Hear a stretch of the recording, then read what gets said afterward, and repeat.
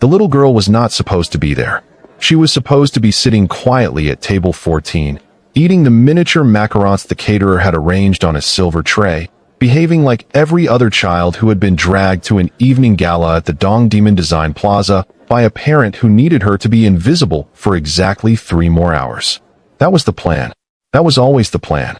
But Amara Okafor had never once in her 7 years of life done what she was supposed to do.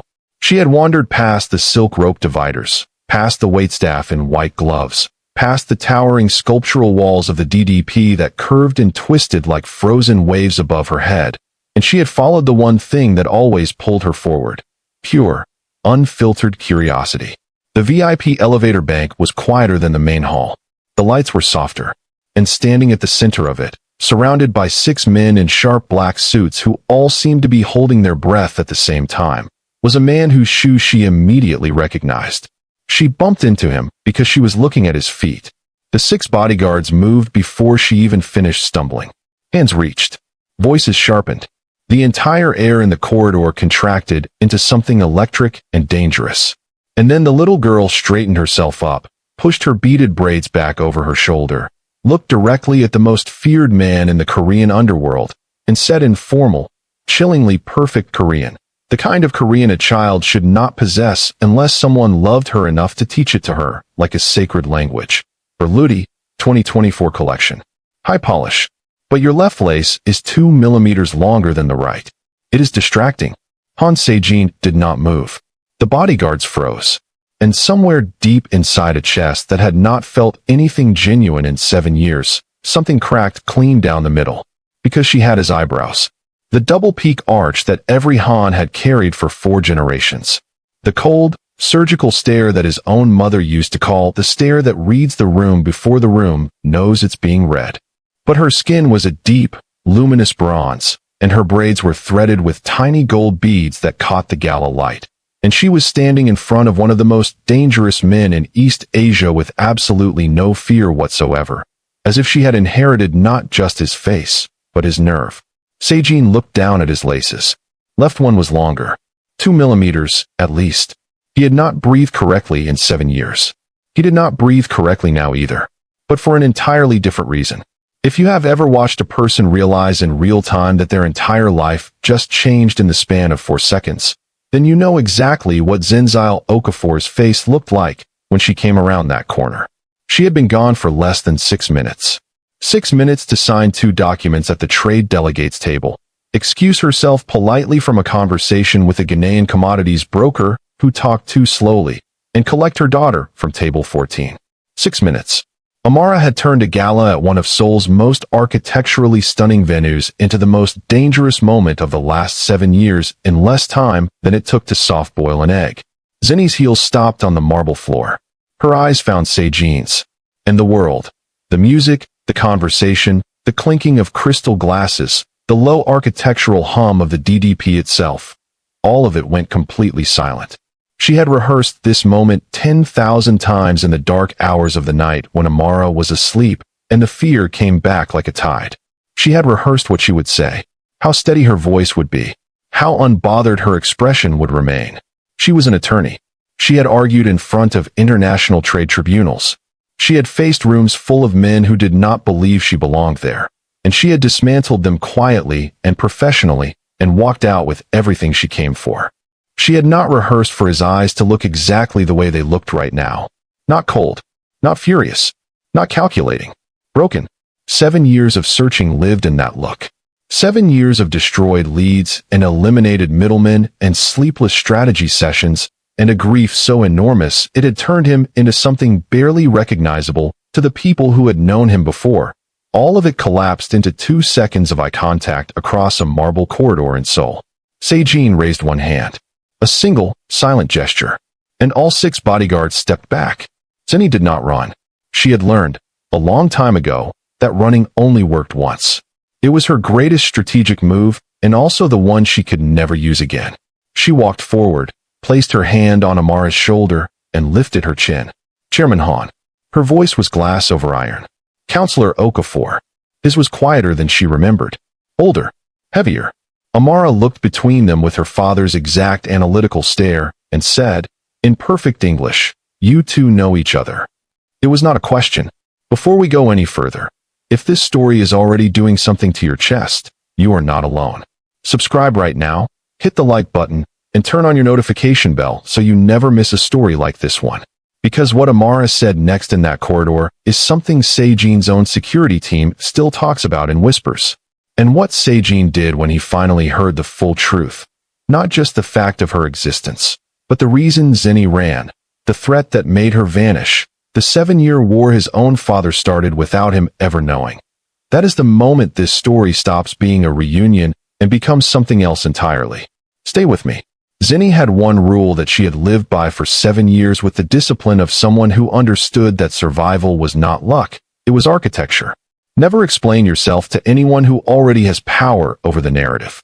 Let them fill in the silence with whatever story keeps you safest.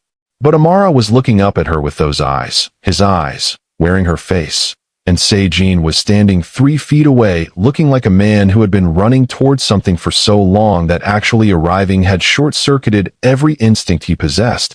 And Zinni understood with the cold clarity that had made her an exceptional attorney that the architecture of the last 7 years was about to be stress-tested in real time. We should go, she said. Calm. Final. The voice she used when a negotiation was over. Yes, Sejin said quietly. We should. He was not agreeing with her. The penthouse elevator opened behind him like it had been waiting for this exact moment, and Zinni felt the geometry of the situation rearrange itself into something she had not planned for. Because Sejin was not reaching for Amara. He was not summoning his security team. He was not doing any of the 17 things she had mentally prepared countermoves against. He was stepping to the side, holding the elevator open, asking, not commanding. That was the most dangerous thing he could have done. Because she had built her entire exit strategy around a version of him, she understood. The man she had loved and ultimately fled had been brilliant and magnetic and capable of terrible loyalty, but he had operated the way everyone in that world operated, which was with force as the first language and negotiation as a distant afterthought. She had built 7 years of invisibility around that assumption. The man standing in front of her now had clearly learned a different language. Amara took one step toward the elevator. Amara.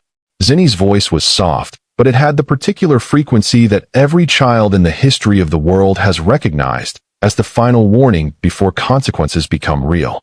Amara stopped, looked at Sejin, looked at her mother, performed a calculation that no 7-year-old should be capable of performing, and said, in the polite, formal Korean she reserved for adults she had decided to respect, "My mother makes the decisions. I was simply indicating my preference." Sejin made a sound. It was barely anything. A single exhale through his nose, almost silent. But Zinni knew what it was. She had heard it exactly twice before, both times when something had genuinely surprised him. He was almost laughing. Or the part of him that still remembered how to laugh was trying to. It was the most disarming thing she had witnessed in 7 years, and she resented it completely.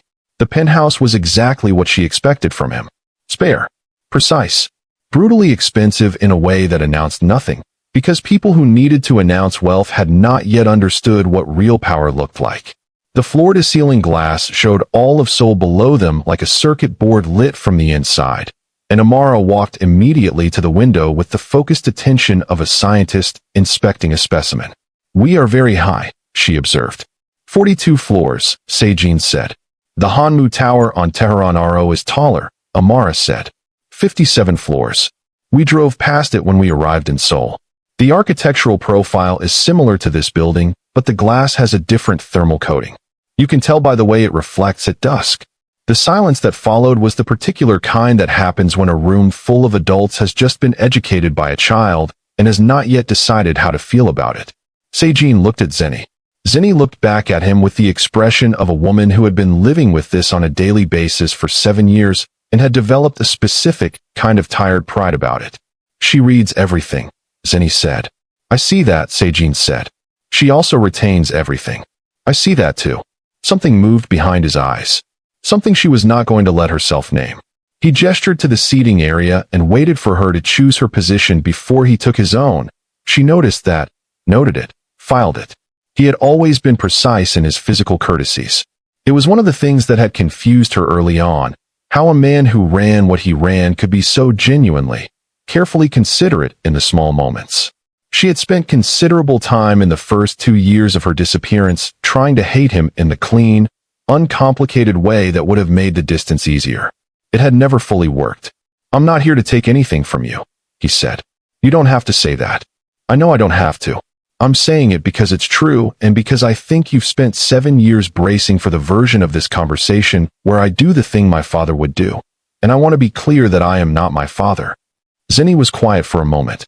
Amara had found a book on the low table, a Korean architecture journal, and was reading it with the focused calm of someone who had decided the adults needed privacy to be complicated.